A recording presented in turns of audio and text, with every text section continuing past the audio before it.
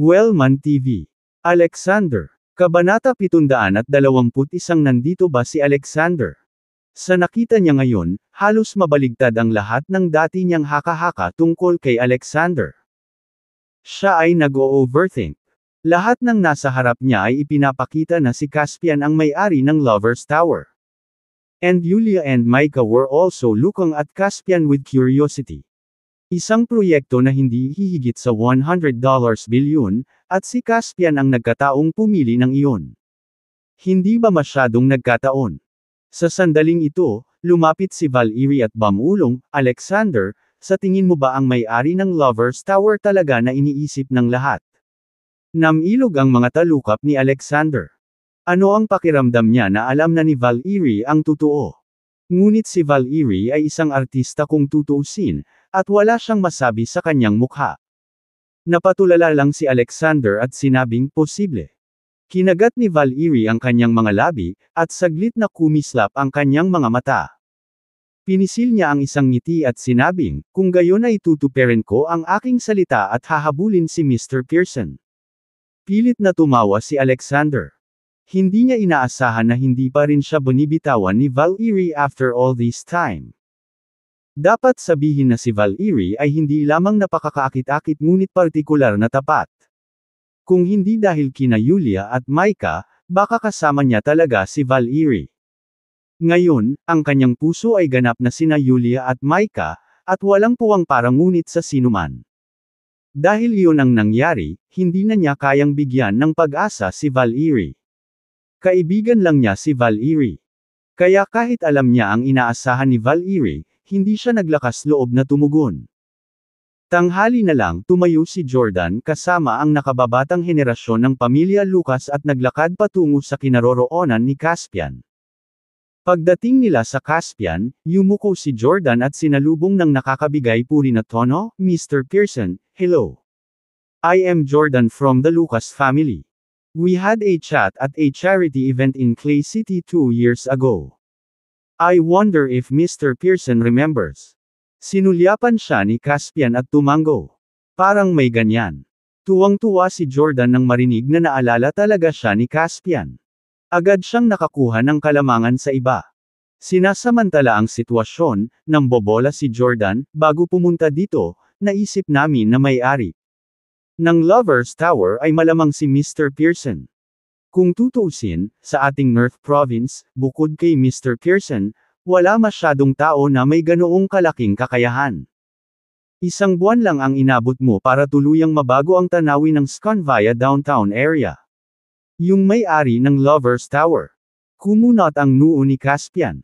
Pero mabilis siyang nag-react at nag-wave ng kamay, Mr. Lucas, mali ang hula mo.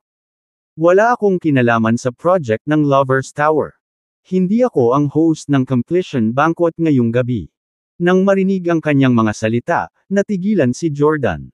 Nanigas ang buong katawan niya. Bukod sa kahihiyan, nabigla pa siya. Kung si Caspian ay hindi ang may-ari ng Lover's Tower, kung gayon ang pagkakakilanlan ng taong iyon ay dapat na mas kahanga-hanga kaysa kay Caspian. Kung ganoon nga, kapag nakilala na niya ang taong iyon, hindi lang ang sarili niya kundi pati na rin ang pamilya Lucas ay aakyat sa bagong taas. Hindi napigilan ni Jordan na magpantasya. Sa sandaling iyon, nagsalita si Caspian, pumunta ako dito hindi para dumalo sa completion banquet, kundi para maghanap ng isang tao. Nandito ba si Alexander? Tumingin si Caspian sa paligid at malakas na tanong. Alexander. Nang marinig ang lahat ng tanong ni Caspian tungkol kay Alexander, lahat sila ay napatingin sa kinaroroonan ni Alexander na may inggit. Kabanata 722 Umalis sa daan. Kapansin-pansing nagbago ang mga ekspresyon sa mukha ni Jordan at ng kanyang grupo. Kilala ba talaga ni Caspian si Alexander? At dumating pa nga siya para hanapin si Alexander. Napakaganda ng relasyon nila.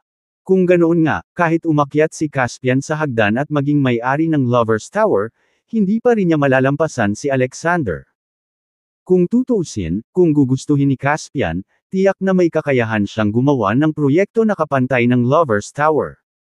Lahat ng naruroon ay may kanya-kanyang iniisip, ngunit walang pakialam si Caspian. Gayunpaman, kasunod ng mga tingin ng karamihan, napansin niya si Alexander. Ikaw ba si Alexander? Tinitigan ni Caspian si Alexander at nagsalita. Bumilis ang tibok ng puso ng lahat ng naruroon. Kung titignan sa ekspresyon ni Caspian, parang hindi maganda ang relasyon niya kay Alexander. Sa kabaligtaran, parang may sama ng loob sa kanya. Walang pakialam si Alexander sa naisip ni Caspian. Hinawakan niya si Micah, at silang dalawa. Nagbubulungan sa isa't isa. Walang nakakaalam sa sinabi niya, ngunit napangiti ang batang babae. Nang makita ang eksenang ito, nagbago ang mga mukha ng mga tao sa kanilang paligid. Ito ang young master ng pamilya Pearson sa Clay City. Hindi lang siya pinansin ni Alexander, hindi rin niya ito pinansin nang kausapin siya nito. Mayabang. Masyado siyang mayabang. Alexander. Hindi napigilan ni Clara na itulak siya, young Master Caspian from the Pearson family in Clay City is asking you a question. Napatingin din sina Yan Ice at Amanda kay Alexander na parang hindi makapagsalita. Bagamat may kakayahan si Alexander, dapat man lang ay bigyan niya ng respeto si Caspian, di ba?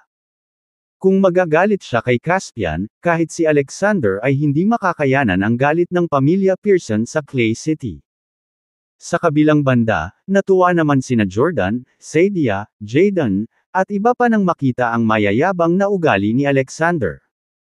Kanina lang ay kinabahan sila, akala nila Alexander at Caspian ay may malapit na relasyon. Ngayong wala nang pakialam si Alexander kay Caspian, simpleng kamatayan ang hinahanap niya. Sa pag-iisip nito, agad na sinaway ni Jordan, Alexander, nasisiraan ka na ba? Nagtatanong sa iyo si young Master Caspian. Bakit hindi ka lumuhad at sumagot? Sadyang ipinakita ni Jordan ang kanyang sycophantic side sa harap ni Caspian. Sa sandaling makuha niya ang pag-aproba ni Caspian, kahit na maging aso siya ng pamilya Pearson, papayag siya. Umalis ka sa daan. Kung hindi pa nagsalita si Jordan, hindi na pinansin ni Alexander ang sinabi ni Caspian. Ngunit si Jordan ay napakawalang galang na, natural, siya ay galit. Sino ang pamilya Pearson sa Clay City? Kung akitin nila siya, lilipulin niya sila. Pagkasabi nito ni Alexander ay nagulat ang lahat ng naruroon. Alexander. Napatapak ni Clara ang paa sa galit. Si Alexander ba ay isang tanga? Kahit na hindi niya alam kung ano ang kinakatawan ng pamilya Pearson sa Clay City, hindi ba niya nakita kung paano nangungulila ang lahat kay Caspian nang lumitaw siya? Wala ba siyang foresight? Sa kabaligtaran, sina Jordan, Sadia, at Jayden ay tumingin kay Alexander na may mapanuksong mga mata. Akala nila, Alexander, hindi mo ba alam na may kasabihan na, there is always someone better? Kahit nakahanga-hanga ka sa Cloudtopia at Sconvia City, malalampasan mo ba ang young master ng pamilya Pearson sa Clay City? Oo nga, nang marinig nila na si Alexander ay naglakas loob na sabihin kay Caspian na umiwas, agad na naging mas mahaba ang mukha ni Caspian kaysa sa isang asno. Dare you tell me to get out of the way? Alexander, hindi lang sina Terry, Terence Pearson, at Caspian ang pinatay mo, kundi pinilit mo rin ang sangay ng aking pamilya Pearson na ibigay ang lahat ng kanilang mga ari-arian. Hindi mo ba alam na ang pamilya Pearson sa Walk City ay konektado sa aking pamilyang Pearson sa Clay City? Sa pamamagitan ng paglipol sa pamilyang Pearson sa Walk City, hinahamon mo ang autoridad ng aking pamilyang Pearson sa Clay City. Kabanata 723 Isang masayang sorpresa. Nang marinig ang sinabi ni Caspian, nagulat ang lahat sa paligid. Lalo na ang mga miyembro ng pamilya Lucas, na ang alam lang ay pinatay ni Alexander sina Terry at Aiden. Sapat na iyon para matuno nila. Pero hindi nila akalain na pumunta talaga si Alexander sa Walk City at pinatay ang pinuno ng pamilya Pearson na si Terence. At pinilit pa niya ang sangay ng pamilya Pearson sa Walk City na ibigay ang kanilang buong kapalaran. Kahit na walang isyu sa sangay ng Walk City na gustong bumalik sa pangunahing sangay sa Clay City, batay lamang sa katotohanan na ang sangay ng Walk City at sangay ng Clay City ay konektado, hindi ito hahayaan ng pamilya Pearson. Pumunta ka. Sa madaling salita, lubos na nasaktan ni Alexander ang pamilya Pearson. Nang mapagtanto ito, namutla silang lahat sina Clara, Yan Ice, at Amanda, bukod sa iba pa. Pero nanatiling kalmado si Alexander at may sinabi kay Micah bago bahagyang dumilat at tumingin kay Caspian. Bilang isang sangay ng Walk City ng pamilya Pearson, maaari kong sirain ito kung gusto ko. Kung patuloy kang magdadaldal at magagalit sa akin, sisirain ko rin ang sangay ng Clay City ng pamilya Pearson. Boom! Nagbulungan ang utak ng lahat. Ang bawat isa ay nakabuka ang kanilang mga bibig at ang kanilang mga mata ay nakadilat, tulad ng mga kampanang tanso.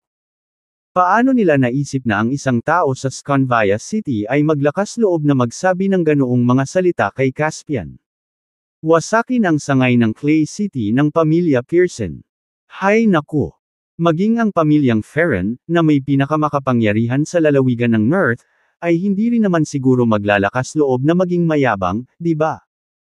Ang sangay ng Clay City ng pamilya Pearson ay dumaan sa mga bagyo sa daan-daang taon at umunlad sa kasalukuyang sukat nito. Bukod sa 8 banners, walang sino man ang makakapagpayanig sa pundasyon nito. Si Alexander ay nag-iisa at wala man lang mansyon, ngunit naglakas loob siyang sabihin na sisirain niya ang sangay ng Clay City ng pamilya Pearson. Pagkatapos ng maikling sandali ng pagkabigla, si Jordan ang unang nag-react. Tinawanan niya si Alexander at sinabing, "Alexander, hindi mo talaga alam ang kalawakan ng langit at lupa. Ignorante. Alam mo ba na kahit isang hibla ng buhok na hinugot ni Young Master Caspian ay mas makapal pa sa bewang mo? Isa lang naman sa iyo ang maging mayabang sa harap namin, pero naglakas loob kang maging mayabang sa harap niya." Tumingin si Sadia kay Alexander na may mapanuksong ekspresyon. Siyempre, hindi lang silang dalawa. Ang mga miyembro ng pamilyang Lucas na naroroon, tulad ni Logan, lahat ay nag-isip na si Alexander ay masyadong mayabang. Maging sina Shane at Jeffrey, na sa una ay nag-aalala, ngayon ay lihim na natutuwa. Gusto sana nilang kumilos kay Micah, at si Alexander lang ang banta. Noong una, lubos silang umasa sa isang tao mula sa itaas para harapin si Alexander. Ngunit ngayon ay mayroon na silang dagdag na katulong, at bakit hindi nila ito samantalahin? Bukod dito, ang taong ito ay isa sa mga tagapagmana ng sangay ng Clay City ng pamilya Pearson, na nakahihigit sa pamilya Lucas sa parehong kapangyarihan at impluensya.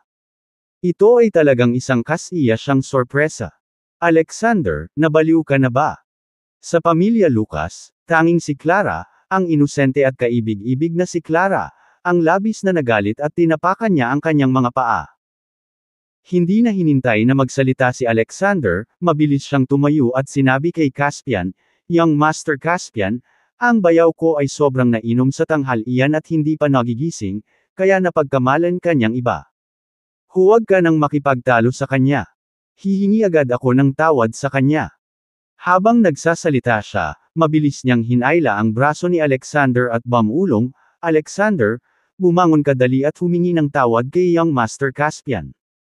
Isa siya sa mga magiging tagapagmana ng Clay City branch ng pamilya Pearson, at ang kanyang kapangyarihan ay lampas sa iyong imahinasyon.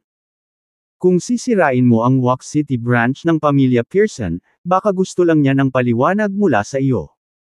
Pero kung hindi mo man lang siya bibigyan ng mukha, talagang magkaaway kayo ng pamilya Pearson. Kapag ang pamilya Pearson ay nagpakita ng kanilang lakas, ito ay isang bagay na hindi mo kayang tiisin. Sa oras na yun, hindi lang kayo, pati na rin ang kapatid ko at si Micah, at pati ang buong pamilya namin ni Lucas, matatapos din yan. Kabanata 724 na isang nakakainis na bagay.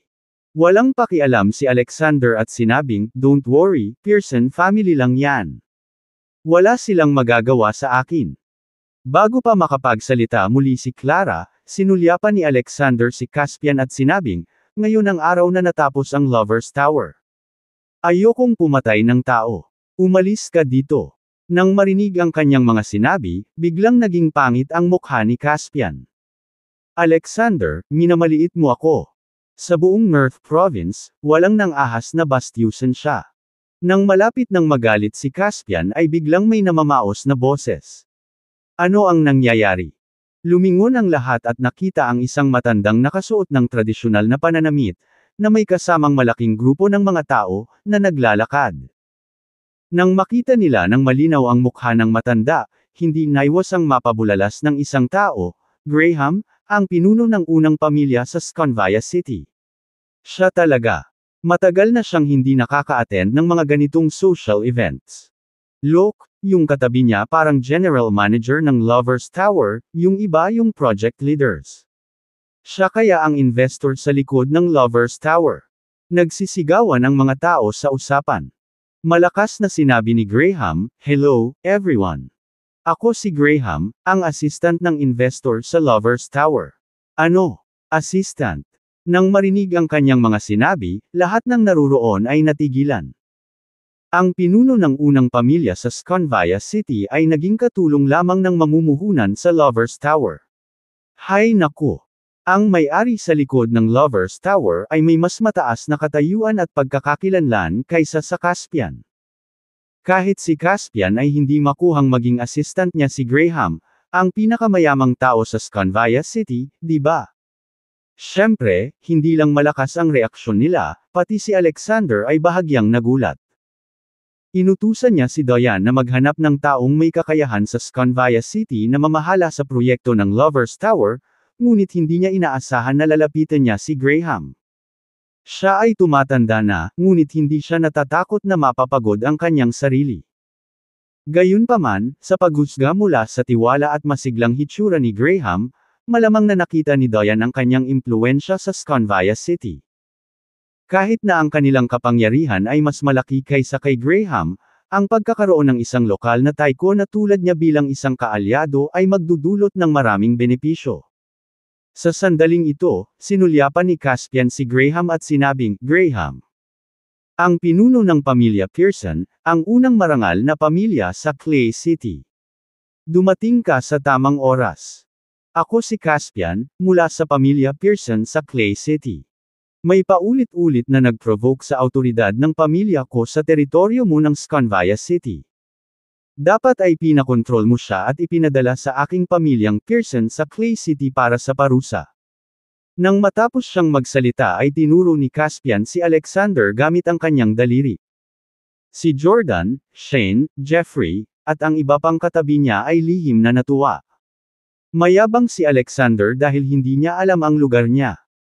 At si Graham, na mahigit 70 taong gulang, paanong hindi niya malalaman kung ano ang ibig sabihin ng pamilya Pearson sa Clay City sa buong North Province? Dahil sinabi iyon ni Caspian, tiyak na hindi maglalakas loob si Graham na kalabanan ang pamilya Pearson para sa kapakanan ng pagprotekta kay Alexander. Tsaka kilala pa kaya ni Graham kung sino si Alexander. Bakit kailangan niyang protektahan siya? Gayunpaman, bago makapagsalita si Graham, sinabi rin ni Alexander sa kanya, "Graham, today is a good day for the completion of Lovers Tower. Ayokong makakita ng nakakainis na gumagala sa harapan ko. Paalisan mo siya agad." Ito. Lahat ng naruroon ay tumingin kay Alexander na may hindi makapaniwalang ekspresyon. Baka naman bobo ang lalaking ito. Hindi ba niya alam kung sino ang nasa harapan niya? Kabanata 725 talagang nakakabilib. Tinuro niya talaga si Graham Curry at inutusan itong sipain palabas si Caspian. Ano ang nangyayari? Sinusubukan ba niyang harapin si Caspian at tingnan kung kaninong mga salita ang mas epektibo sa harap ni Graham? Hindi ba papansinin ni Graham ang young master ng pamilya Pearson, isa sa 3 pangunahing pamilya sa probinsya, at makikinig sa mga salita ng isang hindi kilalang tao na tulad mo? Ang pagsasabi ng mga kamangmangan at katangahang salita, hindi ba humihingi ng kahihiyan? Maging si Caspian ay hindi maiwasang mapangiti nang marinig ang sinabi ni Alexander. Pero bago pa man siya makapagsalita ng sarkastiko, nagulat ang lahat sa ginawa ni Graham. Hindi man lang nagdalawang isip si Graham. Dumiretso siya kay Caspian at malamig na sinabi, "Mr. Pearson, please leave." Ano? Napatulala ang lahat ng naroon. Ang matandang fox na ito, si Graham, ay talagang nang-ahas na saktan ang young master ng Clay City Pearson family, isa sa 3 pangunahing pamilya sa probinsya, para kay Alexander. Anong uri ng kahangahangang background mayroon si Alexander na maaaring magpasakop sa matandang ito ng masunurin? Nakatuon ngayon ang tingin ng lahat kay Alexander. Pinagmamasdan nila ang bawat galaw niya, na para bang may gustong malaman mula sa kanya. Pagkatapos ng ilang saglit na natigil ang katahimikan, nanlaki ang mga mata ni Caspian sa galit habang malakas na tanong kay Graham, "Graham, do you dare to make me leave? Are you sided with someone named Alexander and going against my Pearson family?" Halos hindi na mapigil ang galit ni Caspian. Bilang pinuno ng unang aristokratikong pamilya sa Scanvia City, si Graham ay dapat magkaroon ng mas mahusay na pag-unawa sa kapangyarihan ng pamilyang Pearson kaysa sa hindi karaniwan na Alexander. Ngunit ngayon, talagang pinakiusapan siya ni Graham na umalis sa harap ng karamihan ng mga aristocrates sa North Province. Pasimpleng sinasampal nito ang mukha ng pamilya Pearson. Ito ay hindi mabata. Sa harap ng pagtatanong ni Caspian, nanatiling kalmado si Graham at walang pakialam na sinabi, "Mr. Pearson, sobra mong pinahahalagahan ang iyong sarili. Paano ako, Graham, maglalakas loob na labanan ang iyong pamilya Clay City Pearson?" Gaya nga ng sinabi ni Mr. Tomas, ngayong gabi ang completion banquet ng Lovers Tower. Bawal pumunta sa banquet hall ang mga hindi imbitado. Mr. Pearson, you have a distinguished identity. I will not call the security to escort you out according to the rules. Please leave immediately with your bodyguards. Siyempre, kung tumanggi si Mr. Pearson na makipagtulungan, pagkatapos ay maaari ko lamang itong hawakan ng opisyal. Nang marinig ang mga salita ni Graham, gumaan ang pakiramdam ng pamilya Lucas. Tila pinapanatili lang ni Graham ang kaayusan sa completion banquet ngayong gabi at walang koneksyon kay Alexander. Gayunpaman, hindi humupa ang galit ni Caspian nang marinig niya ito. Anuman ang dahilan ng pagpapaalis ni Graham sa kanya, walang kahit saan sa North Province na hindi siya maaaring manatili. Ayon sa kanyang nakaraang karanasan, ang kanyang presensya bilang young master ng pamilya Pearson ay isang grand event na nakatawag pansin at napaliligiran ng mga bituin. Ngunit ngayon, si Graham ay kumikilos na parang ito ay isang bagay lamang ng opisyal na negosyo, ganap na hindi pinapansin ang kanyang mukha. "Fine. Graham, I've seen your ways." At ang may-ari ng Lovers Tower, na wala man lang pakialam sa akin, Caspian, nakakabilib talaga. Biglang humagalpak ng tawa si Caspian. "Sa tingin mo ba interesado akong dumalo sa kalokohan mong piging? Pumunta ako dito para lang magbigay kay Alexander." Habang nagsasalita siya, itinaas ni Caspian ang kanyang kamay, at ang bodyguard na nakasut na nakatayo sa likuran niya ay agad na nag-abot sa kanya ng isang itim na bagay. Ang bagay na ito ay gawa sa solidong tanso at mukhang isang mini shield na may mga masalimuot na pattern na nakaukit dito. At sa gitna, may nakaukit na seal script character na Black. Kabanata 726 ang utos ng Black Feather ay pinakawalan. Ito ang Black Feather Order mula sa pamilya Pearson. May sumigaw sa karamihan. "Ano? Yung Black Feather Order?" Nagulat din yung iba. Ang Black Feather Order, bilang Rumord, ay ang pinakamataas na antas ng assassination order mula sa pamilya Pearson sa Clay City. Ang sinumang nakatanggap ng Black Feather Order ay may karapatang manghuli at pumatay ng sinumang miyembro ng pamilya Pearson, na saan man sila sa mundo. Gayunpaman, ang huling pagkakataon na lumitaw ang Black Feather Order ay mahigit 20 taon na ang nakararaan. Hindi nila inaasahan na personal na ibibigay ni Caspian ang Black Feather Order kay Alexander sa handaan. Maliwanag na ikinagalit ni Alexander ang buong pamilya Pearson. Sa sandaling marinig nila ang tatlong salitang, Black Feather Order, namutla si Clara, Yan Ice, Amanda, at iba pa. Maaaring hindi pamilyar si Julie sa Black Feather Order, ngunit ipinanganak sila sa mga prestihiyosong pamilya at lumaki sa isang cosmopolitan na lungsod tulad ng Scanvia City, kaya natural na narinig nila ang kalubhaan ng Black Feather Order. Talagang natapakan ni Alexander ang isang landmine sa pagkakataong ito. Nang mailabas na ang Black Feather Order, agad na nagsalita si Caspian na may mapang utos na tono, na para bang nagpakawala siya ng pinakamataas na sandata. "Alexander, ang pamilya Pearson ay naglabas ng Black Feather Order. Dapat kang pumunta sa pamilya Pearson sa Clay City sa loob ng 3 araw at matugunan ang iyong kamatayan. Kung hindi, gagamitin ng pamilya Pearson ang lahat ng kapangyarihan nito para lipulin ka at ang iyong buong pamilya. O aking Diyos! Nang marinig ang mga salita ni Caspian, lahat ng naruroon ay natakot. Narinig nilang lahat na ang sinumang tumanggap ng Black Feather Order ay tiyak na mamamatay. Hindi nila akalain na kung maglakas loob si Alexander na tumakas, papatayin ng pamilya Pearson ang lahat ng sangkot. Masyadong nakakatakot. Ito ay halos tulad ng parusa para sa pagtataksil sa mga feudal na dinastiya. Marahil ang Black Feather Order ay isang panuntunang ipinasa ng pamilya Pearson sa daan-daang taon. Ilang sandali, lahat ng naruroon ay tumingin kay Caspian na may takot sa kanilang mga mata. Young Master Caspian. Sa sandaling ito, mabilis na tumayo sina Saidia, Jordan, at iba pa. Young Master Caspian, kung nasaktan ni Alexander ang iyong pamilya Pearson, talagang sinusuportahan ka namin sa pakikitungo sa kanya. Pero please wag mong idamay ang pamilya namin ni Lucas. Nag-aalala sila sa sarili nilang kaligtasan habang inaabangan din ang paparating na kasawian ni Alexander.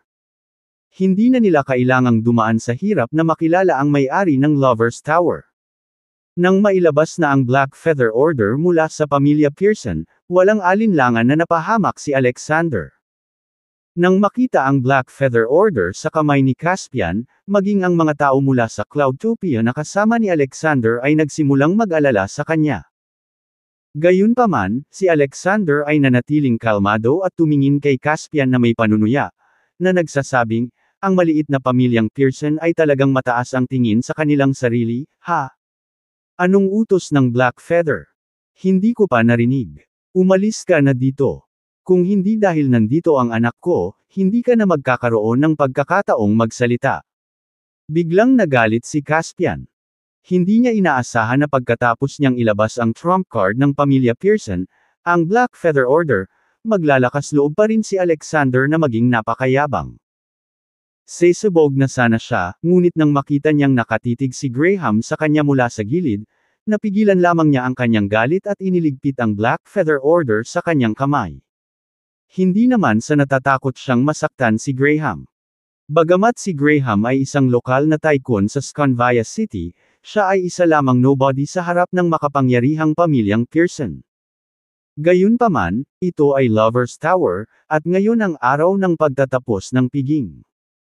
Bagamat hindi niya alam kung sino ang may-ari ng Lover's Tower, dahil maaaring gawin ng may-ari si Graham na katulong niya, tiyak na hindi niya kayang masaktan si Caspian. Kabanata 727 Ano ang dapat katakutin?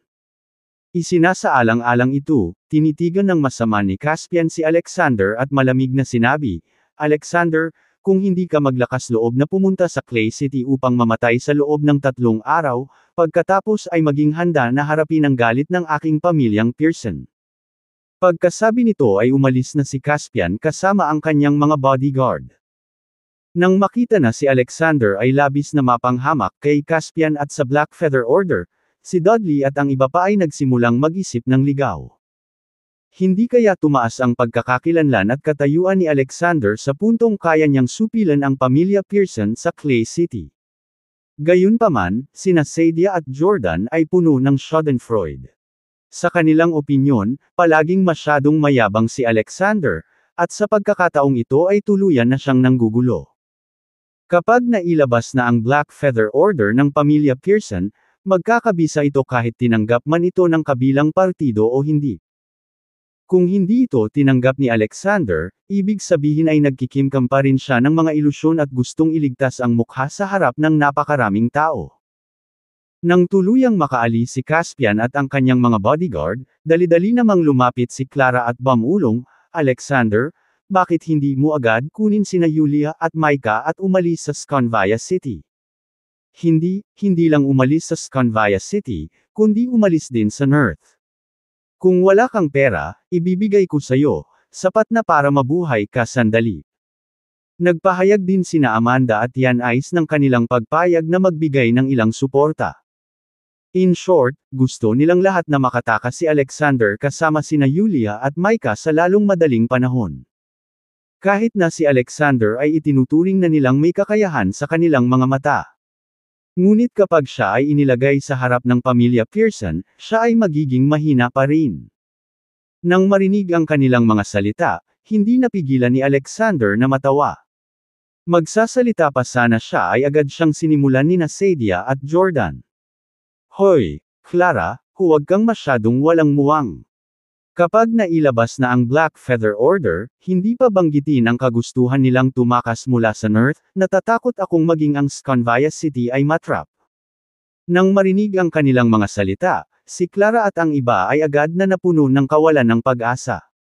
Lumalabas na hindi lang nagmalabi sina Sadia at Jordan.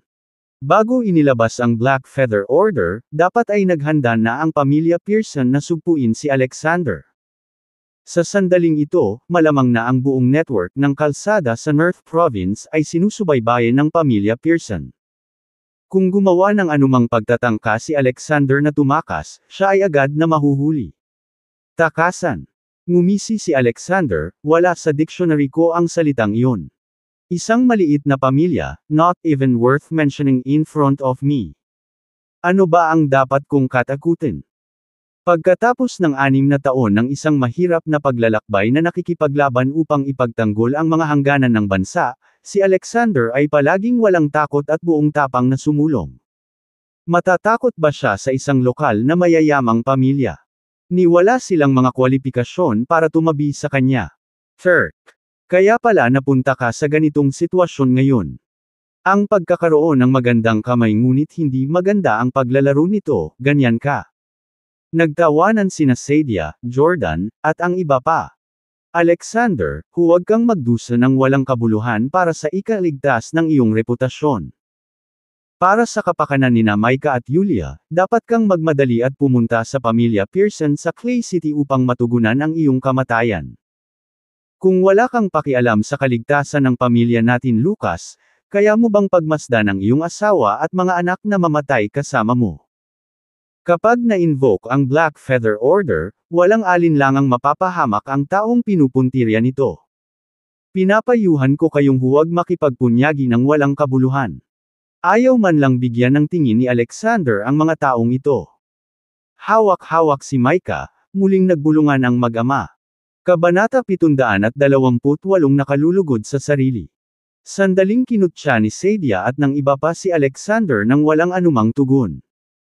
Galit na titig lang ang mga ito sa kanya saka ibaling ang tingin sa ibang lugar.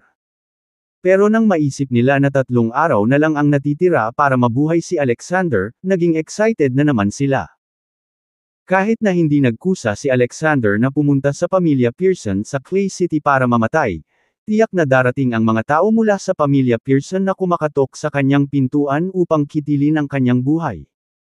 3 araw na lang ang kailangan nilang magtiis para tuluyang makaahon sa gulo na ito.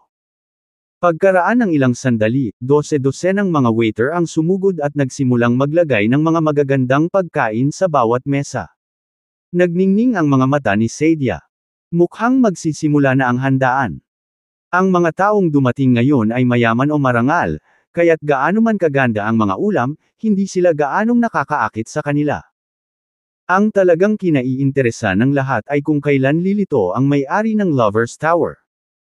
Gustong malaman ng lahat kung sino ang mahalagang figure na ito na maaaring magbago sa landscape ng Sconvia downtown area at lumikha ng bagong landmark sa Sconvia City sa loob lang ng 1 buwan. Siyempre, bukod sa gustong malaman kung sino ang taong iyon, sana ay magkakilala rin sila.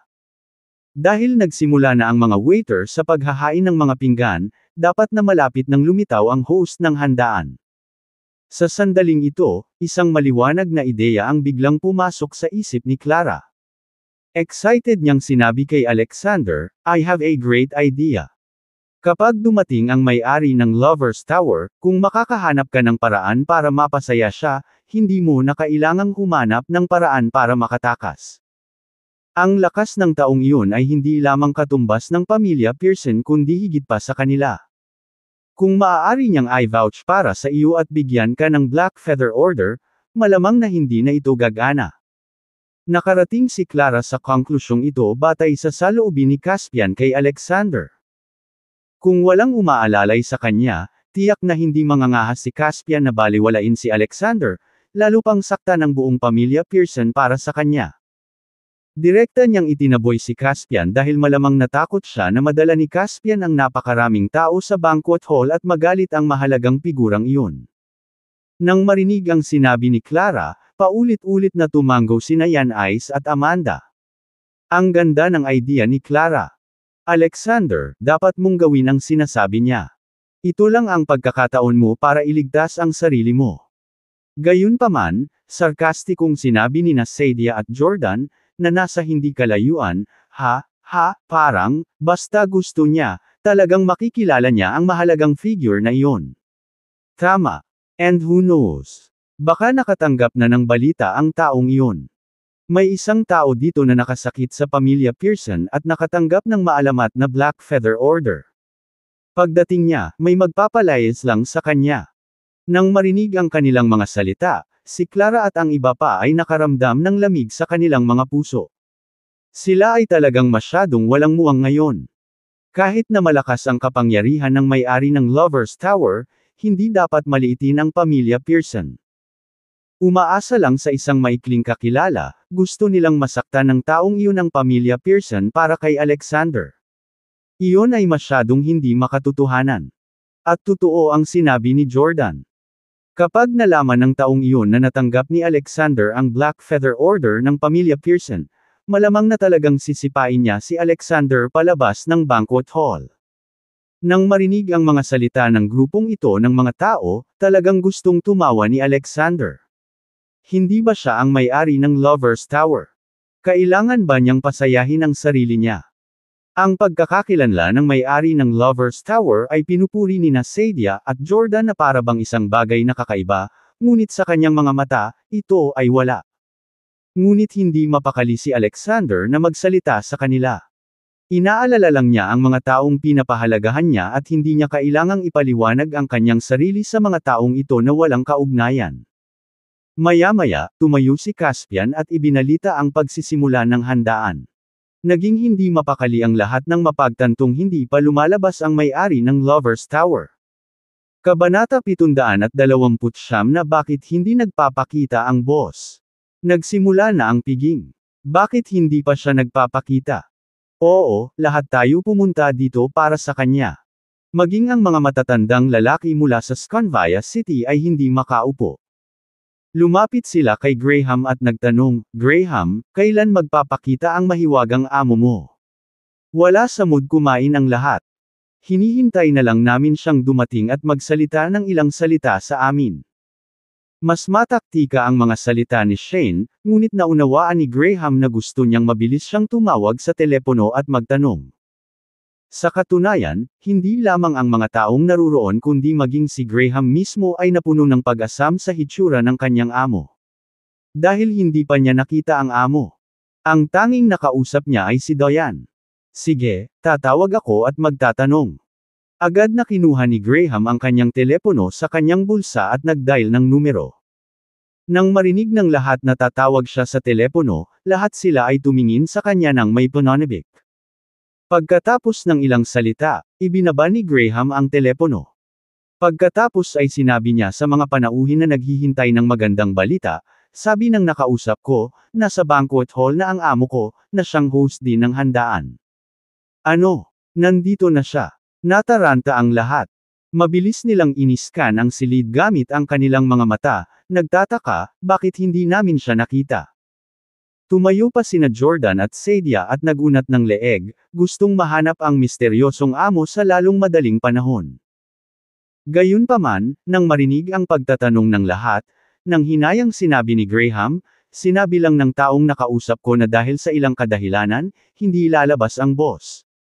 So, in behalf of my boss, I apologize to all of you who came from afar. Ano? Hindi siya magpapakita. Nang matapos na magsalita si Graham ay agad na natigil ang mga ngiti sa mukha ng mga bisita. Pumunta silang lahat dito para makilala ang mahalagang tao na iyon. Kahit na hindi sila makapagtatag ng isang tunay na koneksyon, hindi bababa sa maaari silang magkaroon ng pagkakataong magkasalubong. Hindi bababasa, ang pag-alam kung ano ang hitsura ng mahalagang tao ay makakapigil sa kanila na hindi sinasadyang masaktan siya sa hinaharap. Hindi nila inaasahan na pagkatapos gumawa ng ganoong engranding pasukan sa Sconvia City, hindi na rin magpapakita ang tao. Ilang sandali, nakaramdam ng pagkadismaya ang lahat. Ngunit kakaunting salita lang ang naibubulong nila sa kanilang mga puso, hindi nangangahas na magpakita ng anumang sama ng loob sa kanilang mga mukha o bulungan sa isa't isa. Ang mga taong maaaring dumalo sa piging ngayong gabi ay pawang mga pinuno sa kani-kanilang larangan, at naunawaan nila ang prinsipyo ng hindi pagsasalita ng masama sa iba. Siyempre, hindi lang sila ang nadismaya. Maging ang mga mata ni Graham ay may bakas ng pagkabigo. Sa pamamagitan ng pagkakakilanlan ni Diane, malabo niyang nahulaan ang background ng taong iyon at dapat ay nasa isang tiyak na antas siya, at isang napakataas na posisyon doon.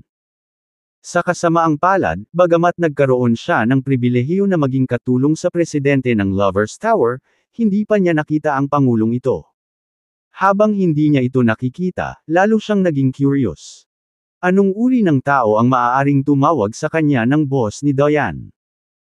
Akala niya noon ay tiyak na magpapakita ang boss sa completion banquet, ngunit nagbago ang mga bagay sa kalagitnaan. Ang panghihinayang sa kanyang puso sa sandaling ito ay hindi bababa sa mga taong naroroon. Ito ang desisyon ng amo. Hindi ko ito makokontrol. Lahat, huwag nang maghintay pa. Lalamag ang pagkain at hindi na masarap.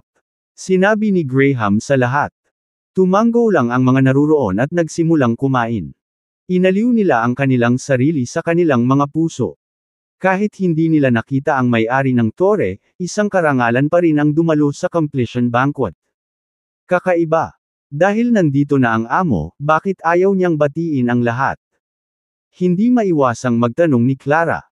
Kabanata 730 Hindi sigurado kung sino ang mananalo o matatalo. Likas ng babae ang tsismis. Samot-saring espekulasyon na ang ginawa ni Yan Ice at Amanda na magkatabi sa kanilang mga puso, ngunit nang maisip nila ang pagkakakilanlan ng taong iyon ay napalunok muli ang mga salitang lalabas sa kanilang mga bibig. Tanging si Val-Iri lang ang tila walang pakialam. Nagbiro pa siya. Sa tingin mo ba ay may mga pagkukulang siya at natatakot na sabihin ng lahat na pangit siya? Alexander, ano sa tingin mo? Wika ni Val-Iri na puno ng mapaglaro ang mga mata habang nakatingin kay Alexander. Sa sandaling lumabas ang mga salitang ito, nagulat si Clara, Amanda, at ang iba pa. Totoo naman na like attracts like. Si Alexander mismo ay mayabang, ngunit maging ang kanyang mga kaibigan ay napakawalang isip. Nasa teritoryo pa rin sila ng Lovers Tower, pero naglakas loob silang magchismis tungkol sa hitsura ng kanilang Panginoon sa likuran niya. Kung may makakarinig nito at magulat nito, tapos na ang kanilang buong mesa. Gayunpaman, si Yulia, na kanina patahimik, ay may napansing kakaiba kay Val-Iri. Mukhang sinusubukan siya ng babaeng ito simula nang pumasok siya sa kwarto. Hindi kaya natuklasan niya ang katotohanan. O naghihinala lang siya. Nag-iisip si Alexander kung paano magsasalita nang biglang umakyat si Graham sa entablado at sinabi sa mikropono, paumanhin upang magambala muli ang lahat. Ngayon lang, nakatanggap ako ng kapana-panabik na balita. Sa loob ng 3 araw, magpo-propose ang Big Boss sa babaeng pinakamamahal niya sa itaas na palapag ng Lovers Tower. Hindi ka ba nadismaya na hindi mo siya nakita? Well, ngayon kailangan mo na lang maghintay ng 3 araw, at masasaksihan natin ang alindog ng Big Boss. Nang matapos magsalita si Graham, sumabog ang mga tao sa ibaba. That's great. Makikita natin siya sa loob ng 3 araw. It's not in vain na dumating tayo. Hindi lang yan, masasaksihan din natin ang isang proposal from a big shot. Oh my God, sino ba itong babaeng nahulog sa may-ari ng Lovers Tower? Nakakainggit naman. Nang marinig ang mga salitang ito, lahat ng mga kabataang babae na naruroon ay nagpakita ng dismayadong ekspresyon. Ginawa na nila ang lahat para makadalo sa piging ngayong gabi. Inaasahan nila na kung mahuli nila ang mata ng may-ari ng Lovers Tower, ito ay magiging isang phoenix sa isang sanga. Pero hindi nila inaasahan na may tao na pala sa puso ang may-ari ng Lovers Tower, at magpo-propose ito sa kanya sa ganoong kahindik-hindik at romantikong paraan. Upang maakit ang napakalaking pagbaril, ang babaeng ito ay dapat magkaroon ng isang pambihirang hitsura. May hindi napigil ang mapabuntong hininga. Sa pagkakataong ito, sarkastikong sinabi ni Sadia, baka mas nauna lang niya siyang kilala kaysa sa iba. Kung makikipagkumpetensya ako sa kanya sa pantay na termino, hindi tiyak kung sino ang mananalo o matatalo. Natahimik ang mga tao sa paligid nila. Confident talaga si Sadia. Hindi nila alam kung saan niya nakuha ang pagiging superior niya, pero naglakas loob siyang ikumpara ang sarili sa may-ari ng asawa ng Lover's Tower. Nagmuni-muni si Clara at sinabing, hindi ko inaasahan na ang may-ari ng Lover's Tower ay napakabata at wala pa ring asawa. Sinundan ni Yan Ice ng hula, kung ganoon ang kaso, dapat ay mula siya sa isa sa 3 pangunahing pamilya sa lalawigan ng North. Kung hindi, imposible para sa kanya na magkaroon ng gayong kamangha-manghang kayamanan at koneksyon ng hindi kasal. Dagdag pa ni Amanda, bukod sa pamilya Pearson, may 2 pang pamilya. Kabanata 731 gusto kong mag-propose din sa iyo. Bagaman sinabi ni Caspian na hindi niya alam kung sino ang may-ari ng Lover's Tower, malamang na ito ay ang lihim na operasyon ng iba pang 2 pamilya. Tingnan mo, ngayon lang, hindi binigyan ni Graham ng kahit anong mukha si Caspian. Mula rito, makikita natin na ang may-ari ng Lover's Tower ay malayo sa pamilya Pearson.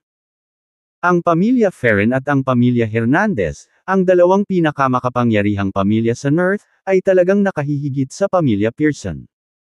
Kung isa sa kanila ang may-ari ng Lover's Tower, ipapaliwanag nito ang lahat. Si Alexander, na nakaupo sa tabi nila, ay hindi maiwasang hindi makapagsalita nang marinig ang kanilang mga haka-haka.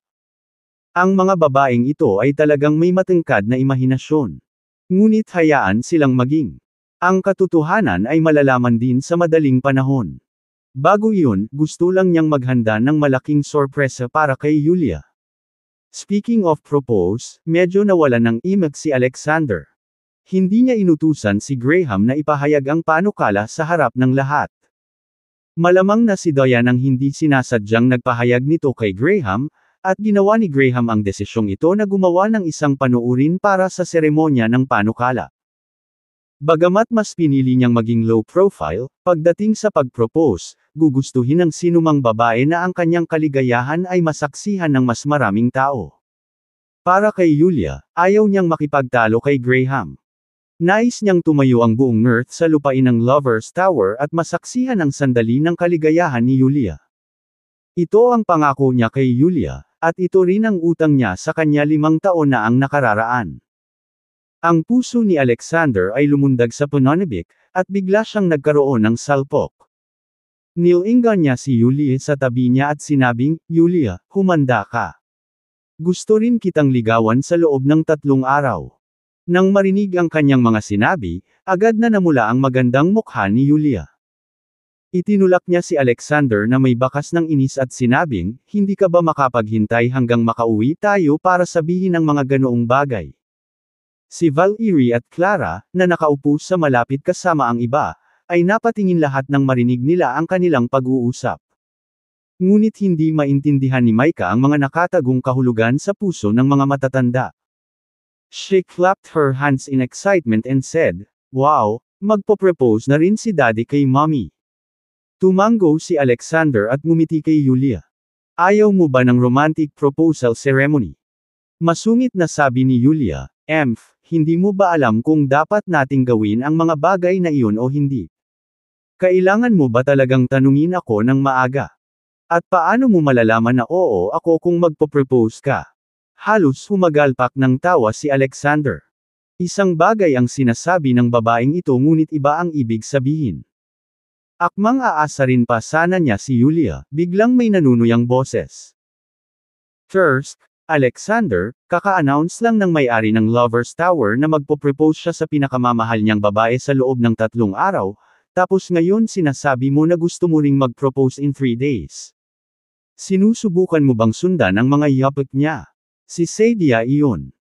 Naiinis siya noong una dahil naputol na ang pangarap niyang umangat sa taas, Ngunit nang mabalitaan niyang gusto rin ni Alexander na mag-propose kay Yulia sa loob ng 3 araw, agad niyang inilabas ang galit kay Alexander. At si Jordan at iba pang katabi niya ay tumingin din kay Alexander na may mapanuksong mga mata. Ngumisi si Alexander, "I'll propose when I want to propose. Do you need to butt in?" Alexander. Nagbago ang mukha ni Saidia, at malapit na siyang magalit. Pero nang maisip niyang teritoryo ito ng Lover's Tower at baka hindi pa nakakaalis ang big shot, napigilan na lang niya ang galit at pag-irap. "Ha, parang bihasa mo na ang paggawa ng gulo sa entertainment industry. Hindi ba?" Kabanata 732 Magwala. Medyo matalino kung paano ka sumakay sa alon ng kasikatan na ito. Sa kasamaang palad, wala ni isa sa atin dito ang mga tanga. Walang papansin sa seremonya ng proposal mo.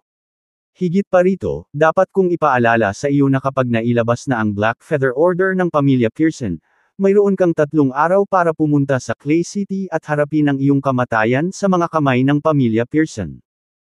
Kung hindi, may darating na kumukuha ng buhay mo. Kung ganoon, matatapos ka na. Kalimutan mo na ang pag-propose. Panaginip lang. Nanlamig ang mga mata ni Alexander. "Saidia, if you dare say another word, itatapon kita sa bintana." Nanginginig ang puso ni Saidia. Sa isip niya, nakikita na niya ang walang awa na mukha ni Alexander. Wala siyang duda na talagang itatapon siya ni Alexander sa lugar. Sa pag-iisip nito, napabuntong hininga na lamang siya ng malamig at nakatalikod. Ngunit sa kaibuturan niya, determinado siya. "Sige at maging mayabang. Sa 3 araw, panuurin kitang mamatay sa isang miserableng kamatayan sa kamay ng pamilya Pearson." Ilang sandali pa ay natapos na ang piging.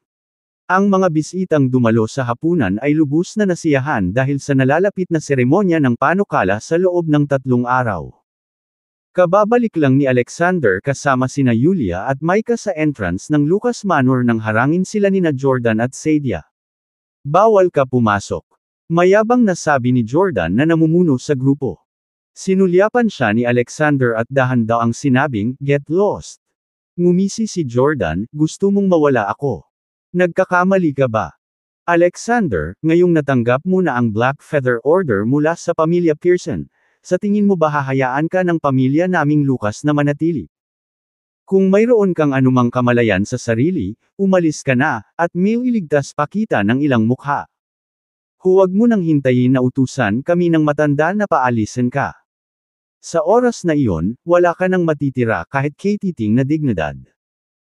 Ang mga nakababatang miyembro ng pamilya Lucas sa likod ni Jordan ay lahat ay tumingin kay Alexander at Yulia na may nakasisiglang ekspresyon.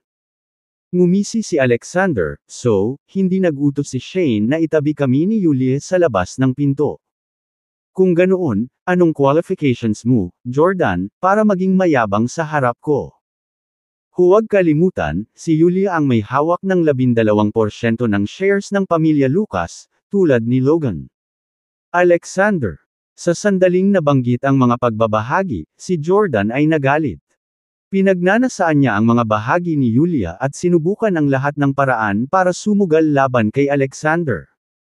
Sa huli, hindi lang siya nakamit kundi nakatanggap din siya ng panunumbat mula kay Graham. Alam talaga ni Alexander kung paano tamaan kung saan masakit. Maya-maya lang ay may narinig na kaming mga yabag mula sa likuran. Lumingon ang lahat at nakita si Logan na naglalakad papunta sa kanila habang nasa likod ang mga kamay. "Alexander, huwag mong isipin na magagawa mo ang lahat ng gusto mo sa pamilya Lucas dahil lang sa may alam kang martial arts. Sa buong kasaysayan, marami pang mas kakilakilabot na tao kaysa sa iyo na nauwi sa isang kapos-palad na kapalaran dahil hindi nila alam kung paano pigilan ang kanilang sarili at nasaktan ang mga maling tao. Ang pamilya Pearson sa Clay City ay isang pag-iral na hindi mo kayang pukawin. Kapag nailabas na ang Black Feather Order, walang alinlangan na mamamatay ka. Simula nang dumating ka sa Scanvia City, nagkagulo na ang pamilya Lucas dahil sa iyo. May mukha ka pa bang pumasok sa Lucas Manor ko? Ngunit kung masunurin kang pupunta sa pamilya Pearson sa Clay City at matugunan ang iyong kamatayan, bilang pagsasaalang-alang para sa yumaong Phaedra, maaari naming pangalagaan sina Yulia at Micah sa ngalan mo. Kung hahanapin sila ng pamilya Pearson, kahit iligtas nila sina Yulia at Micah, ipapaalas ko pa rin sila sa pamilya Lucas. Nang may umalalay sa kanya, si Jordan at ang iba pa ay agad na naging saplada. Kabanata 733 Walang may kwalipikasyon na magsabi ng hindi. Nang marinig ito ni Clara, napuno ng pag-aalala ang kanyang mga mata. Sina Alexander at Yulia lang ang hindi siniseryoso ang sinabi ni Logan. Lalo na si Alexander, na sumulyap kay Logan at sinabing, "Ano? Gusto mong maging pinuno ng pamilya Lucas bago opisyal na maupo?" Hindi pa nagsasalita si Shane tapos naiinip ka na. Nagnganga ang ngipin ni Logan at sinabing, "Matigas ka pa ring magsalita kahit na malapit ka ng mamatay. I don't want to waste my breath with you. Hintayin mo na lang na ma-kick out ka sa bahay pagbalik ni Graham." Nang matapos magsalita si Logan, biglang sumigaw si Clara, nakabalik na sina Lolo at Tio. Napalingon ang lahat at nakita si Jeffrey na bumababa sa itim na Mercedes. Nang makitang kababalik lang ni Shane, natuwa silang lahat sina Logan, Clara, at Jordan at nagkusa silang batiin. Sa kanilang mga mata, mapangahas si Alexander. Hindi lamang niya nasaktan ang pamilya Pearson sa Clay City, ngunit nagalit din siya kay Caspian hanggang sa punto ng pagpapalabas ng Black Feather Order. Kahit paboran ni Shane si Yulia dahil kay Phaedra Lucas, hinding-hindi niya paprotektahan si Alexander sa kapinsalaan ng kinabukasan ng buong pamilya Lucas. Kung magagalit sila sa pamilya Pearson, hindi magiging sapat ang 10 pamilyang Lucas para makipaglaban sa kanila. Sa puntong ito, kahit ayaw ni Shane, kailangan niyang dumistansya kay Alexander. "Bakit kayong lahat nakatayo sa pinto?" tanong ni Shane. Mabilis na sinabi ni Logan, "Tatay, natanggap ni Alexander ang Black Feather Order mula sa pamilya Pearson. Nasusunog ang tarangkahan ng lungsod, at makakasama nito ang mga isda sa lawa. Para maiwasan niyang magdulot ng gulo sa pamilya Lucas, dapat mo siyang sipain. Yulia, at Micah sa labas." Mabilis ding sumang-ayon sina Clara at Jordan, "Tama si Tito. Ayon sa tradisyon, kapag ang pamilya Pearson ay naglabas ng Black Feather Order, walang alinlangan na patay na si Alexander. Kung hindi siya voluntaryong pupunta sa pamilya Pearson sa Clay City upang mamatay sa loob ng 3 araw, sinumang may kaugnayan sa kanya sa kotse ay madadami." Sa pagtingin sa kanyang kasalukuyang hitsura, malinaw na wala siyang intensyon na pumunta sa pamilyang Pearson upang panagutin ang lahat ng mga krimen. "Lolo, you should kick them out now. Otherwise, kapag natapos na ang 3 araw na deadline, matatapos din ang pamilya natin Lucas." Nagpakita ng malungkot na ekspresyon ang lahat, ngunit lihim silang natuwa. Sa pagkakataong ito, halos sigurado na sila na agad na palalayasin ni Shane sina Alexander at Yulia sa pamilya Lucas. Gusto ni Clara na magsalita para kina Alexander at Yulia, ngunit sa pagkakataong ito ay hindi niya alam kung ano ang sasabihin. Masyadong nakakatakot ang kapangyarihan ng Black Feather Order. Pakiramdam niya, kahit subukan niyang magsalita ng maayos at makaawa, malamang nasip-a ni Graham sina Alexander at Yulia para sa kaligtasan ng pamilya Lucas. Ngunit hindi niya inaasahan na pagkatapos ay makinig sa mga salita ng lahat, mahinahong sinabi ni Shane, "Si Yulia ay anak ni Phaedra, at siya rin ang pinakamamahal kong apo, na labis kong utang sa loob. Wala na si Phaedra, at si Yulia na lang ang natitira. Sa kritikal na sandali na ito, gusto mo bang paalisin ko siya ng bahay? I can't do it. On this matter, no one need to say anything more. Sina Yulia and Alexander are descendants of the Lucas family. They live in Fluxesi Tower. Bukod sa akin, walang qualification to say no. Lolo, ikaw. Daddy." Gustong makipag-usap ni Clara at ng iba pa, ngunit ikanaway ni Shane ang kanyang kamay, hindi sila maaaring mag-aksaya ng kanilang hininga. Napatulala ang lahat. Hindi ito ang estilo ni Shane, tama ba? Kahit si Clara ay hindi maintindihan. Si Shane ay palaging isa sa mga karaniwang sitwasyon at patuloy na nag-iisip tungkol sa mga interes ng pamilya Lucas. Kabanata 734 na huwag masyadong magsisi. Bakit niya tuluyang binaliwala ang mga kakilakilabot na figure ng pamilya Pearson para kina Yulia at Alexander ngayon?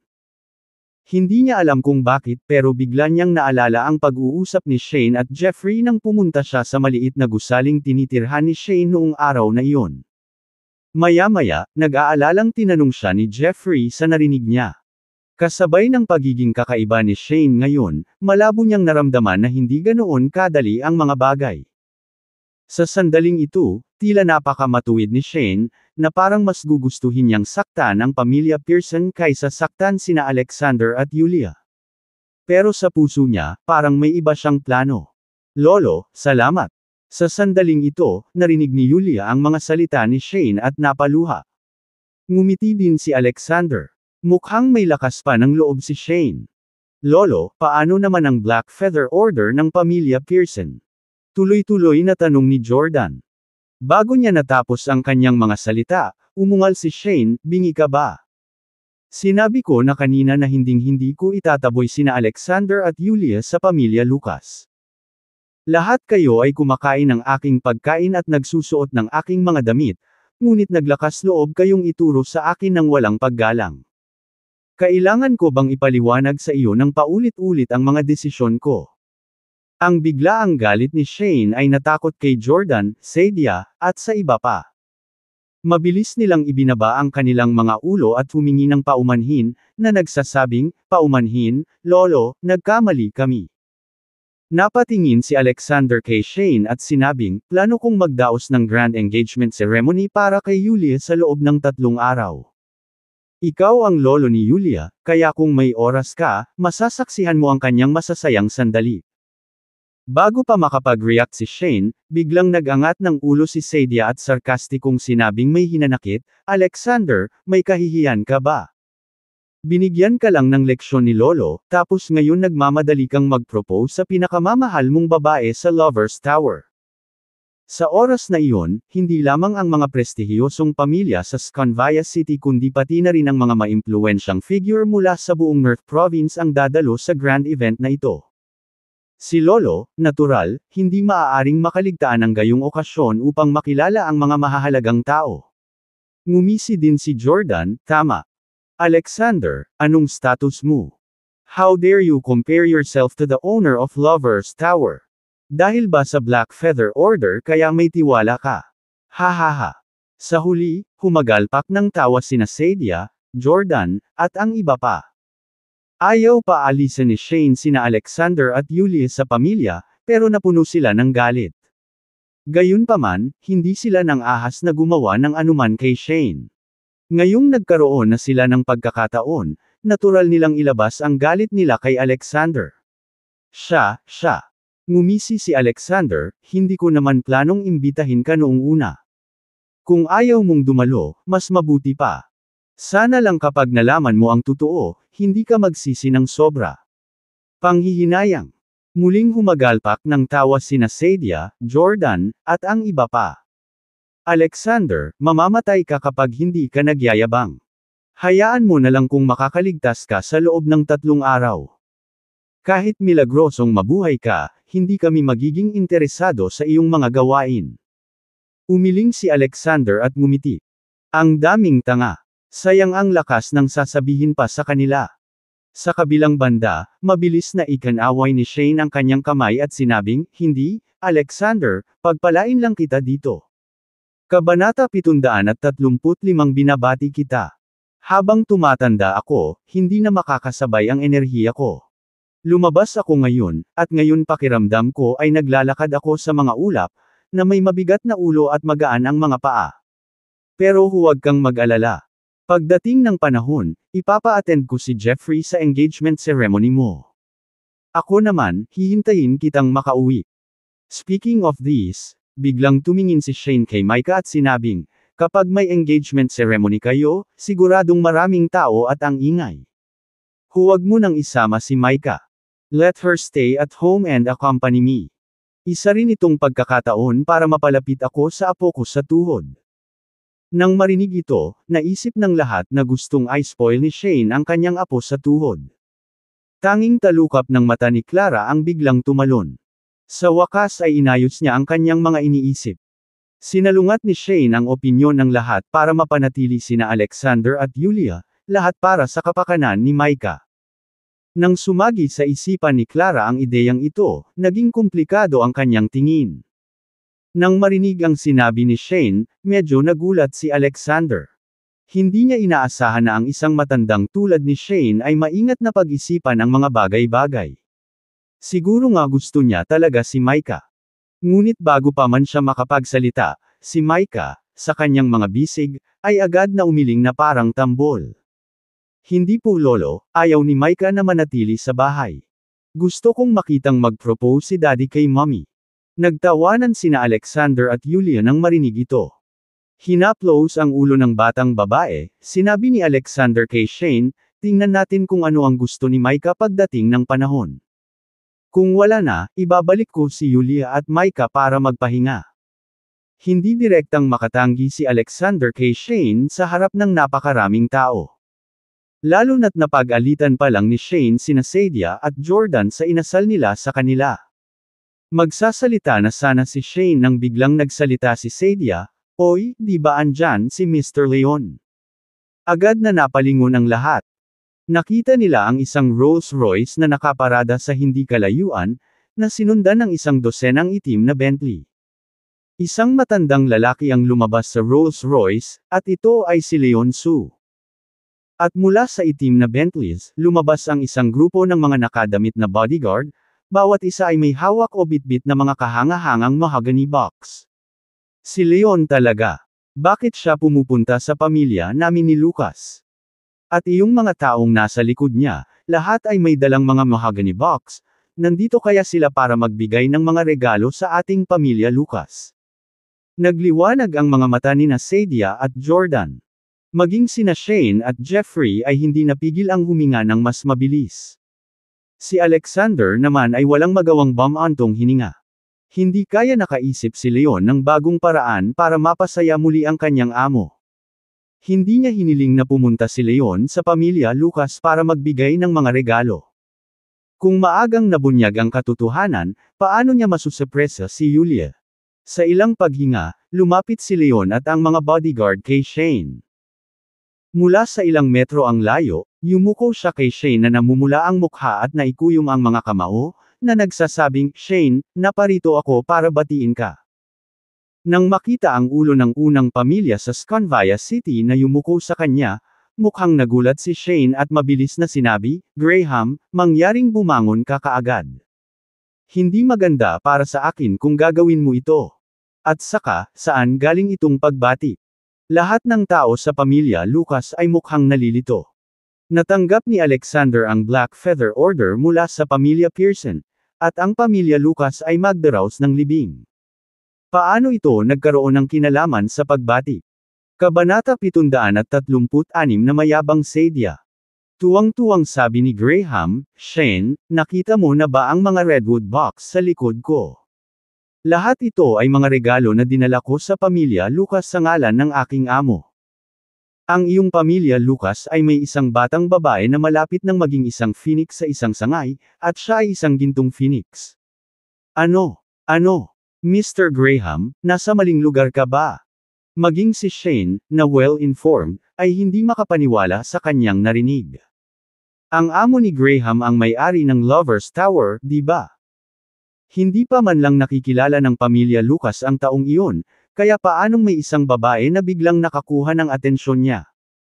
Nang marinig ang mga salita ni Shane, agad na sinabi ni Graham na seryoso, "Shane, hindi mo ba alam kung gaano ako kahusay sa mga gawain para sa aking amo? Hindi ako gagawa ng isang mahalagang pagkakamali sa pag-aayos ng kasal para sa kanya. I asked several times before coming here, and it is indeed a girl from your Lucas family." Boom! Gulong-gulo ang isip ni Shane. Kung iyon ay totoo, ito ay magiging isang malaking kagalakan. Agad siyang napatingin kina Sadia at Clara. Si Yulia naman, natural na hindi niya ito pinansin. Kung tutuusin, may asawa na si Yulia, at 4.5 taong gulang na ang kanilang anak. Ang may-ari ng Lovers Tower ay hinding-hindi mai-inlove sa babaeng may asawa. Sa kasong iyon, ang tanging karapat-dapat na mga babae sa pamilya Lucas ay sina Sadia at Clara. Sa sandaling ito, ang iba pang tingin ng pamilya Lucas ay nahulog din kay Sadia at Clara. Simple lang ang isipan ni Clara at hindi niya inakala na ang ganitong magandang bagay ay mahuhulog sa kanya ng walang dahilan. Pero iba si Sadia. Sinulyapan niya ang malamig na mukha na si Clara at nakaramdam ng matinding kalamangan. Naniniwala siya na siya ang babaeng nagustuhan ng may-ari ng Lover's Tower. Hindi lamang ipinagmamalaki ni Clara, ngunit bihira rin siyang dumalo sa mga pagtitipon. Pero iba siya. Siya ay partikular na masigasig tungkol sa mga party na pinangangasiwaan ng iba't ibang prestihiyosong pamilya. Marahil ay nahulog ang loob sa kanya ng may-ari ng Lover's Tower sa isa sa mga party na iyon. Habang pinag-iisipan ito ni Sadia, mas lalo niyang nararamdaman na siya ang gustong pakasalan ng may-ari ng Lover's Tower.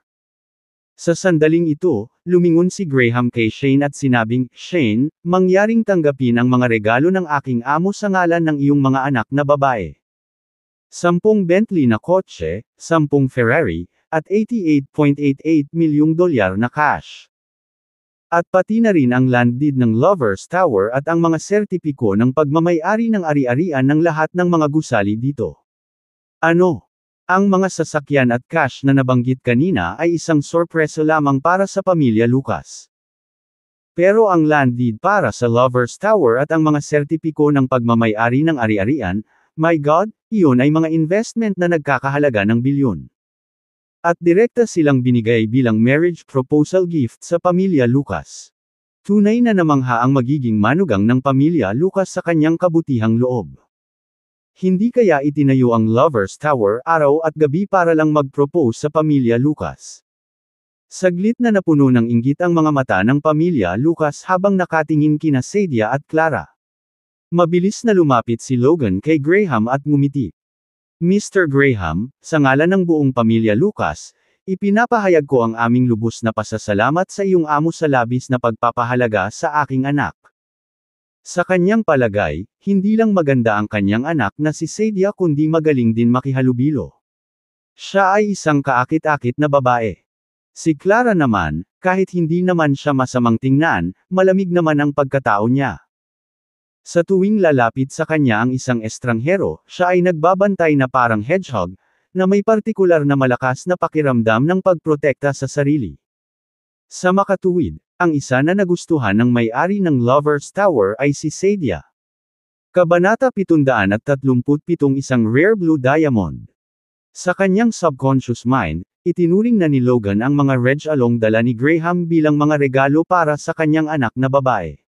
So, interesado ang amo ko sa anak mo. Nagningning ang mga mata ni Graham.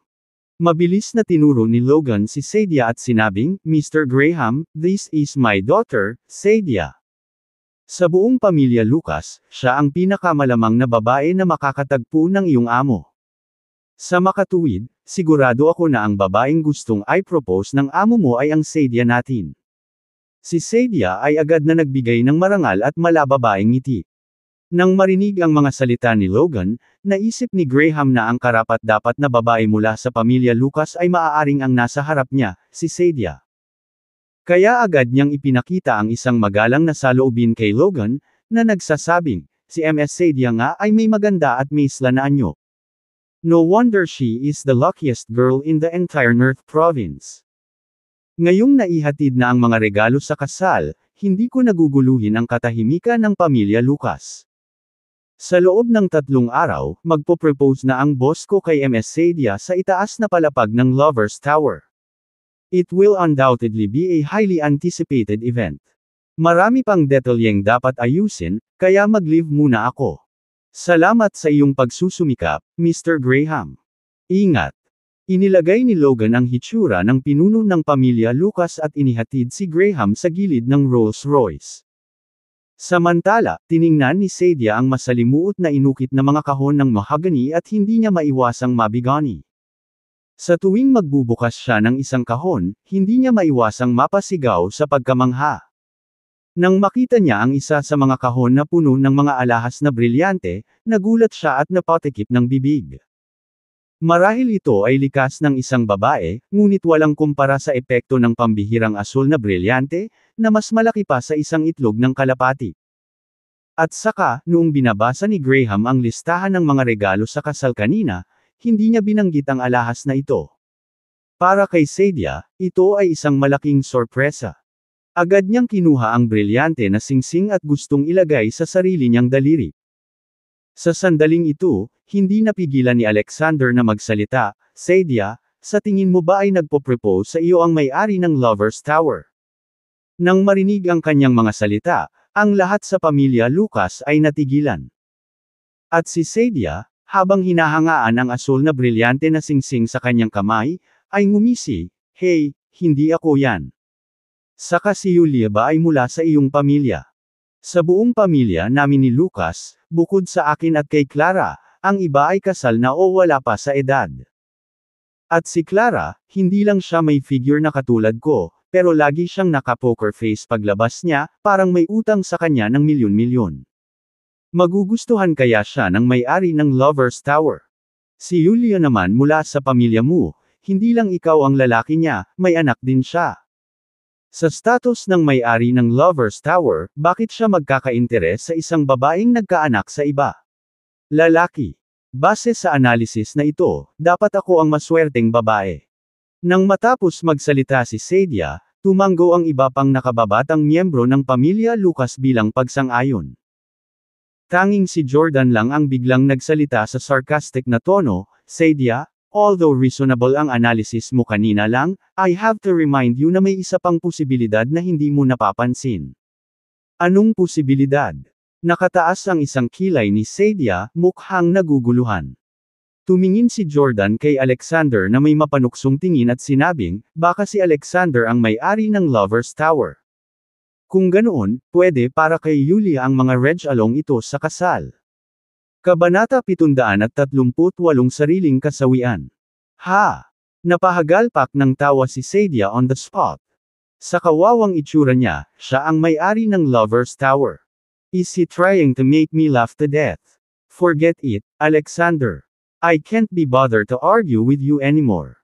Sa ganitong kalaking kaganapan na nangyayari sa akin, kailangan kong bumalik at tunawin ito ng maayos. Mabilis na nambola si Jordan, na nagsabing, Oo, Sadia, ikaw na ngayon ang ipinagmamalaki ng aming pamilya Lucas. Bumalik ka at matulog ng mahimbing, at magsimulang mamili ng mga damit bukas. Subukan mong humanga ang iyong magiging kapatid sa batas sa 3 araw. Sige, babalik muna ako. Dahil doon, buong pagmamalaking kinuha ni Sadia ang diamond ring na nagkakahalaga ng mahigit 10 milyong dolyar at naglakad patungo sa sarili niyang villa. Umiling si Alexander at hindi na nagsalita pa. Noong una, gusto niyang sabihin kay Sadia na hindi nagmumungkahi sa kanya ang may-ari ng Lover's Tower, para maiwasan ang anumang nakakahiyang sitwasyon at pagtawanan ng buong lungsod. Ngunit sa ugali ni Sadia at sa katotohanang hindi niya kayang makinig, lahat ng kailangan niyang tiisin sa loob ng 3 araw ay siya ang may kasalanan. Iniisip niya kung ano ang magiging ekspresyon ng mukha ni Sadia kapag nalaman niyang iyon ang may-ari. Lover's Tower siya, Alexander. Pagkaalis ni Sadia, mabilis na inayos ni Logan ang isang tao na magdadala ng mga regalo sa kasal sa storage room ng pamilya Lucas at binantayan sila ng mga tao araw at gabi. Si Alexander, Yulia, at Micah ay natural na bumalik sa Flossesie Tower. Si Jeffrey naman, sinundan niya si Shane pabalik ng villa. Dad, si Alexander ay miyembro ng Black Feather Order.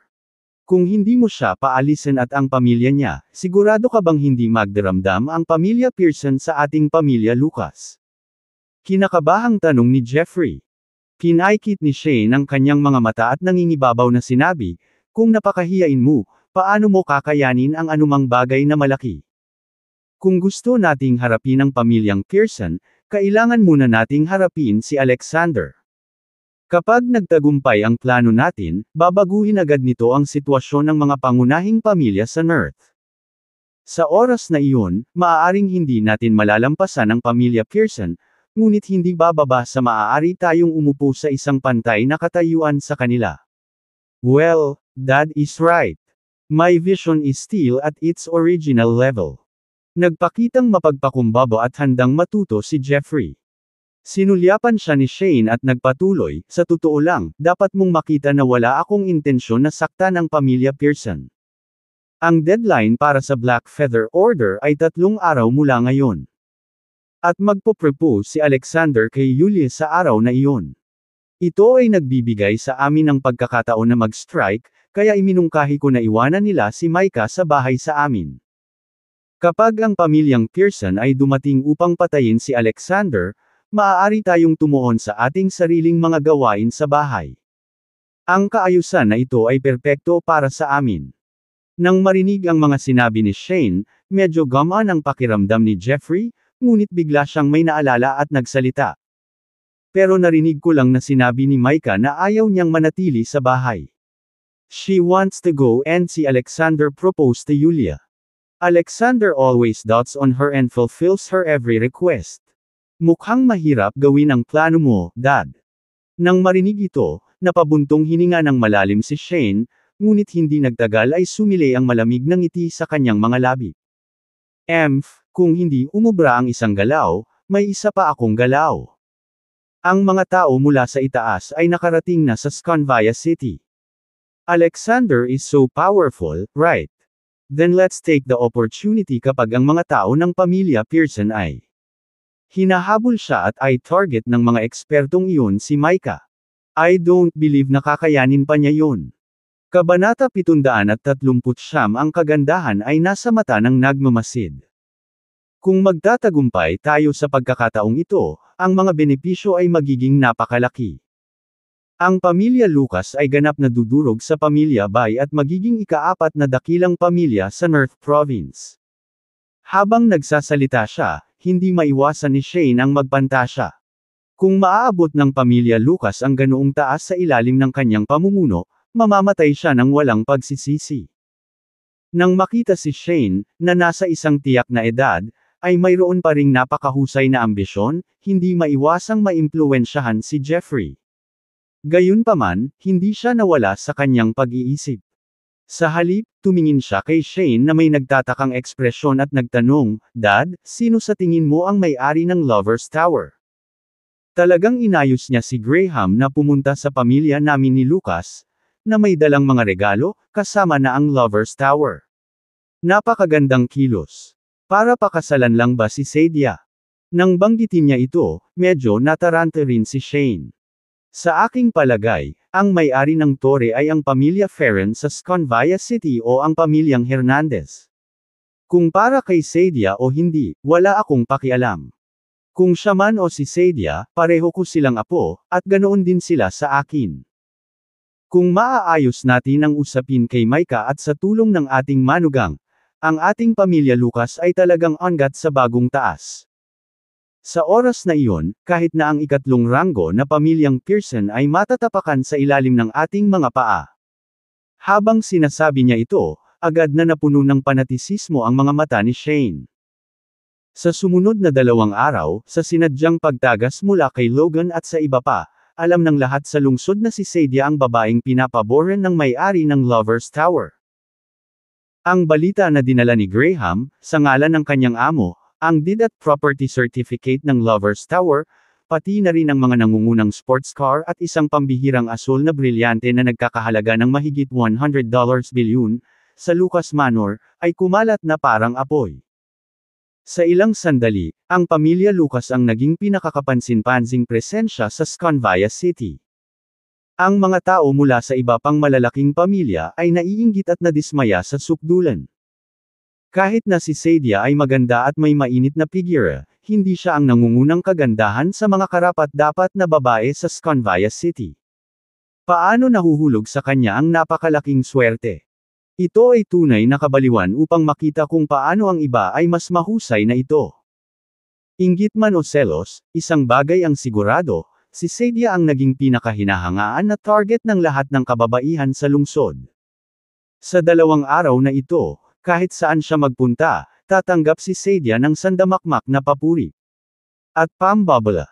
Siyempre, hindi niya akalain na niloloko siya ng mga taong ito para lang makakuha ng pabor at purihin siyang parang bulaklak. Sinimulan niyang tamasahin ang pakiramdam na ito at nagpantasya tungkol sa pamumuhay ng isang buhay kung saan siya ang magiging sentro ng atensyon sa natitirang bahagi ng kanyang buhay. Sa loob lamang ng 2 araw, nakabili na siya ng daan-daang damit. Ang 88.88 milyong cash dowry ay mabilis na nagastos, na may kabuang 10 milyon. Pero wala siyang naramdaman kahit katiting na panghihinayang.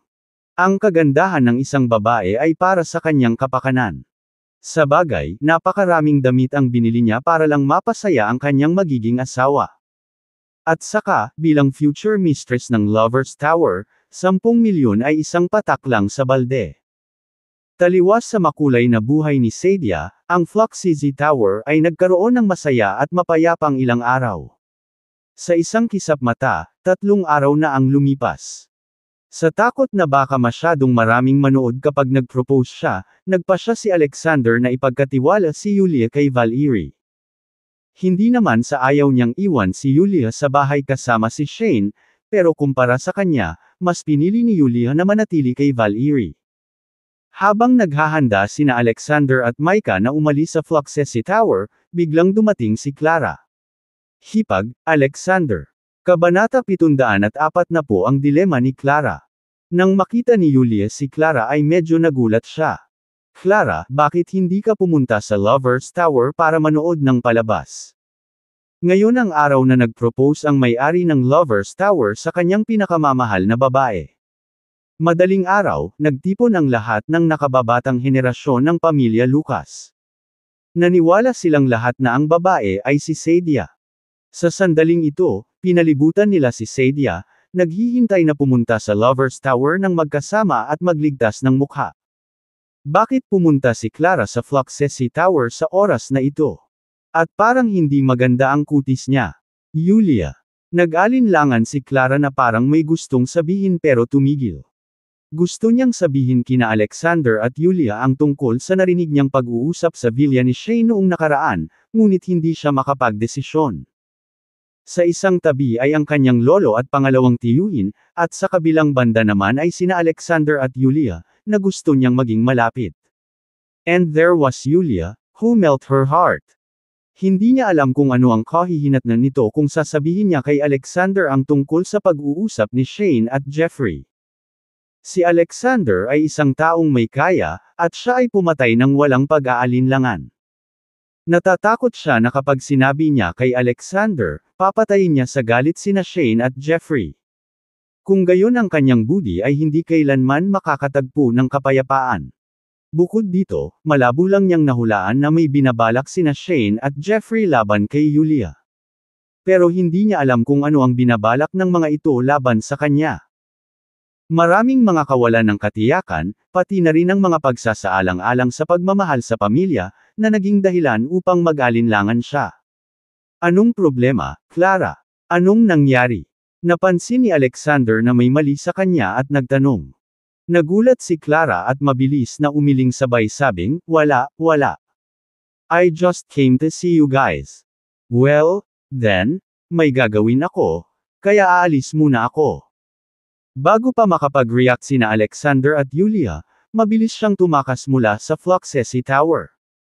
Pagkatapos umalis sa Fluxeasy Tower, nagsimula siyang magsisi na hindi niya sinabi kay Alexander. Paano kung may nangyaring masama bilang resulta? Ano ang dapat niyang gawin? Bigla niyang naalala ang sinabi sa kanya ni Yulia kahapon na dadalhin ni Alexander si Yulia sa kinaroroonan ni Valerie ngayong umaga. Hindi niya nakita si Yulia nang pumasok ito, kaya tansya niya ay nasa kinaroroonan na ni Valerie si Yulia. Dapat ba niyang puntahan si Valerie? Sa pag-iisip nito, agad siyang naglakad patungo sa main gate. Gusto niyang malaman kung ano ang binabalak ni Shane at Jeffrey laban kay Yulia. At pagkatapos ay magpasya kung sasabihin kay Alexander o hindi. Parehong naramdaman nina Alexander at Yulia sa Fluxeasy Tower na kakaiba ang kinikilos ni Clara ngayon.